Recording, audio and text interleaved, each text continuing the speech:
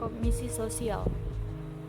Kognisi adalah respon atau reaksi individu terhadap manusia dan benda yang terbentuk oleh bagaimana cara individu memandang keduanya. Kognisi juga merupakan pengetahuan dan kesadaran atau tata cara di mana kita menginterpretasi, menganalisis, mengingat, dan menggunakan informasi tentang dunia sosial. Kognisi sosial adalah proses berpikir yang dilakukan seseorang untuk memahami dirinya sendiri dan orang lain. Kognisi terjadi secara otomatis.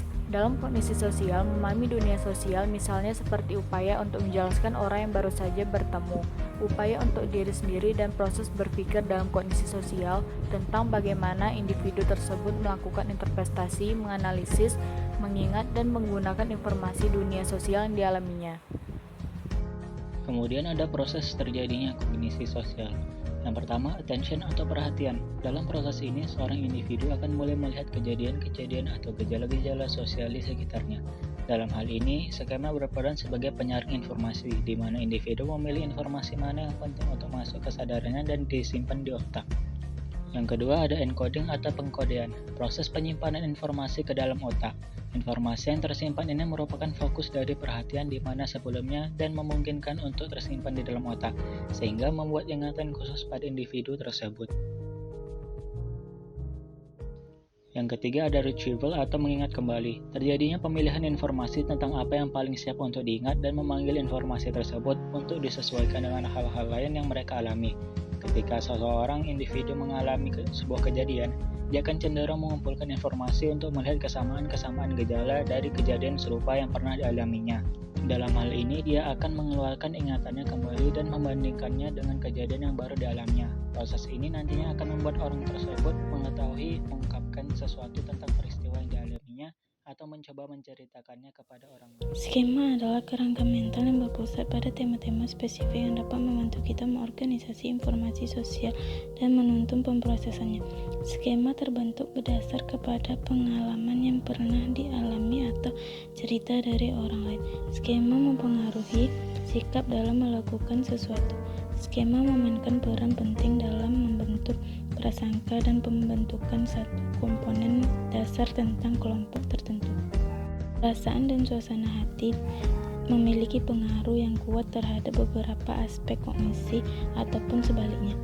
Suasana hati saat ini dapat secara kuat mempengaruhi reaksi kita terhadap rangsangan yang pertama kali kita temui. Contohnya, ketika suasana hati sedang gembira dan berkenalan dengan orang lain, penilaian kita terhadap orang tersebut akan lebih baik dibanding ketika kita berkenalan dengan suasana hati yang buruk. Kognisi juga dapat mempengaruhi afeksi. Heuristik aturan sederhana dalam membuat keputusan yang kompleks atau menyimpulkan dalam waktu cepat dan seakan tanpa usaha yang berarti. Heuristik ada dua macam. Satu, heuristik keterwakilan, sebuah strategi untuk membuat penilaian berdasarkan pada sejauh mana stimulasi atau peristiwa tersebut memiliki simulasi dengan yang lain.